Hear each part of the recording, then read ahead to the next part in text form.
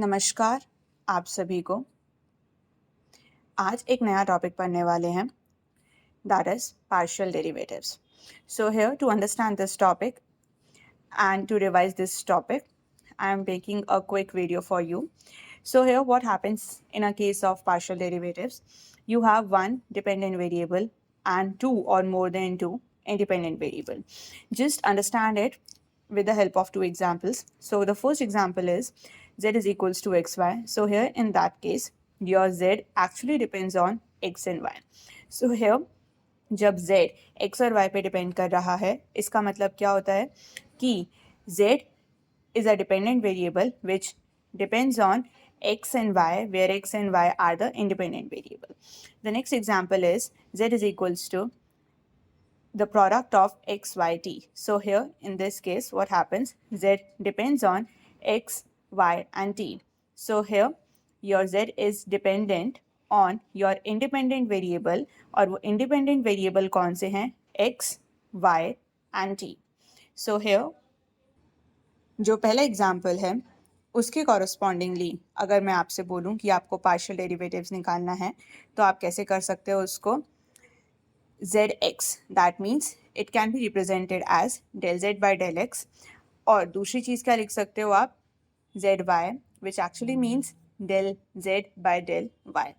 Similarly for example 2 हमें क्या क्या इवेल्युएट करना होता है, zx, zy and zt.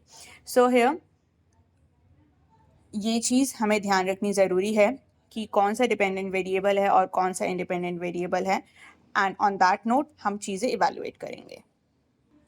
So if I talk about z is equals to X Y, so here आपका zx किसके इक्वल होगा. अब इसका मतलब क्या होता है, सबसे पहले ध्यान रखने की ये ज़रूरत है, आपको जिसके भी रिस्पेक्ट में पार्शियली डिफरेंशिएट करना है, यहाँ पर क्या हो रहा है, zx का मतलब क्या हो गया है, del z by del x, right?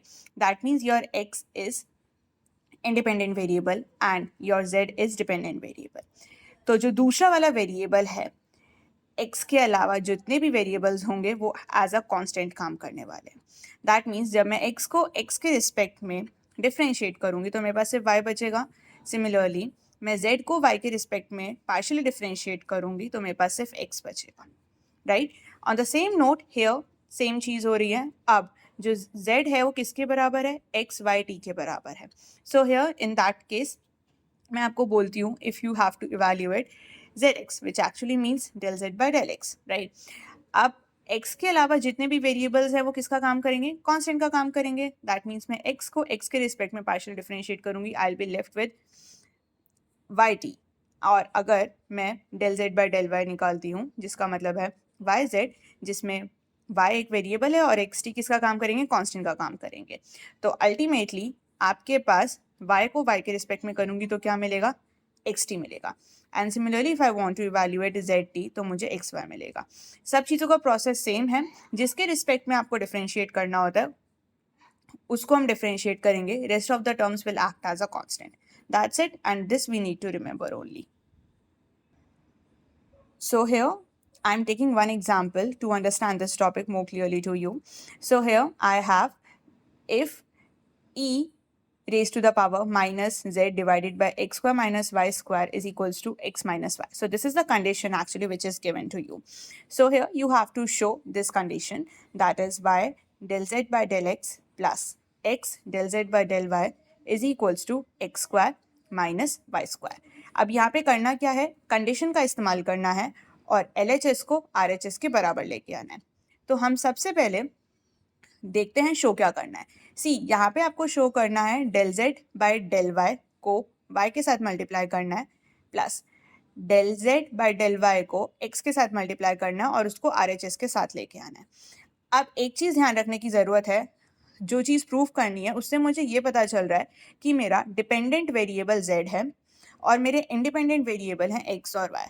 That means मुझे गिवन कंडीशन में क्या करना पड़ेगा, मुझे पूरे इस कंडीशन को z is equals to something की फॉर्म में लेके आना पड़ेगा, तभी मैं डिफरेंशिएट कर सकती हूँ। इतनी चीज़ यहाँ से क्लियर होती है। जो भी चीज़ आपको इवैल्यूएट करनी है उस टर्म्स में आपको गिवन कंडीशन को लिखना पड़ेगा। दैट मीन्स z अगर यहाँ पर डिपेंडेंट वेरिएबल है तो इस गिवन कंडीशन को z इज इक्वल्स टू की समथिंग में लेके आना पड़ेगा, only then you can proceed.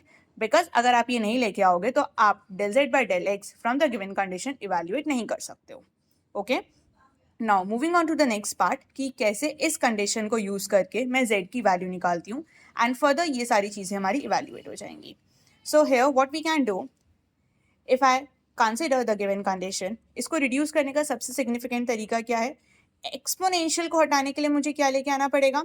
दोनों साइड लॉग लेना पड़ेगा, correct? So I am taking log on both the sides, and after then the moment I take log on both the sides, so exponential and logarithm cancels out each other, तो आपके पास ये term बच जाएगी और इधर log आ जाएगा तो log x minus y हो जाएगा। The next term is that since I need to convert this expression as z is equals to something, तो मैं क्या कर सकती हूँ next कि minus z is equals to नीचे डिनोमिनेटर को इधर ले जा सकती हूँ, तो मेरे पास ये एक्सप्रेशन बच जाएगा।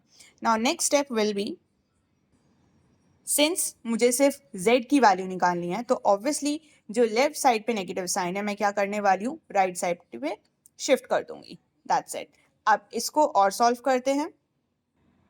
तो जो मैंने नेगेटिव साइन शिफ्ट किया था मैंने अंदर लेके आ गई और जिसकी वजह से x और y के साइन चेंज हो गए। नाउ सिंपली इस स्टेप के बाद मुझे z मिल चुका है। नाउ एट दिस स्टेज मैं del z bye del y भी निकाल सकती हूँ और del z bye del x भी निकाल सकती हूँ। जब del z bye del y निकालूंगी x कांस्टेंट का काम करेगा, जब del z bye del x निकालूंगी तो y कांस्टेंट का काम करेगा। सिर्फ ये चीज़ ध्यान में रखनी है for the evaluation of partial derivatives. Alright, also note one more thing that this expression and this expression are in product with each other. तो simply product में है और partial derivatives निकालना है तो एक तरीका है और वो है chain rule. That means सबसे पहले इसका partial derivative और ये term as it is plus फिर इसका partial derivative और ये term उसके साथ multiplication में। So let's start with the first one, that is if I'm evaluating del z by del x. Now इस टर्म का पार्शियल डेरिवेटिव x के रिस्पेक्ट में कितना होगा? सिंस y इज कांस्टेंट तो कांस्टेंट का डेरिवेटिव 0 हो जाएगा और x का x के रिस्पेक्ट में कितना होगा? -2x and this term will be as it is as we are applying the chain rule.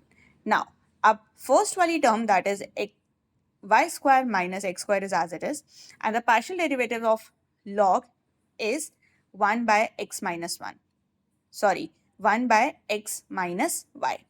अब here y is a constant and x का partial derivative x के respect में will be 1.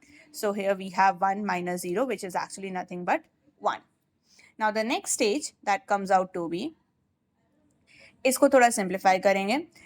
Let's say इसका expression हम identity के through खोल लेते हैं which is y minus x and y plus x.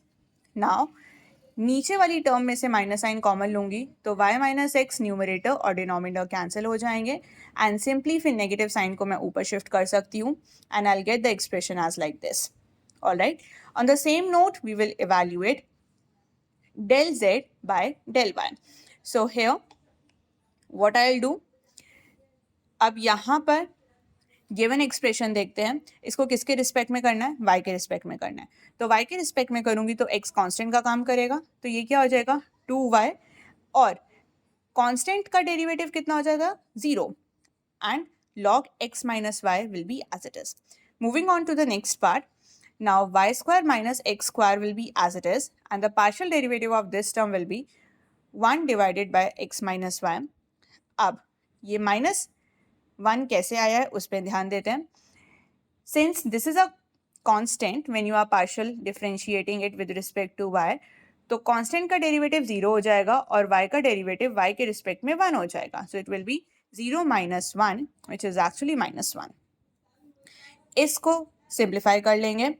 Simplify करने के लिए ऑब्वियस सी बात है कि मुझे इसका एक्सप्रेशन बाय यूजिंग आइडेंटिटीज खोलना पड़ेगा which is y minus X and y plus X. Minus sign है इधर आ जाएगा।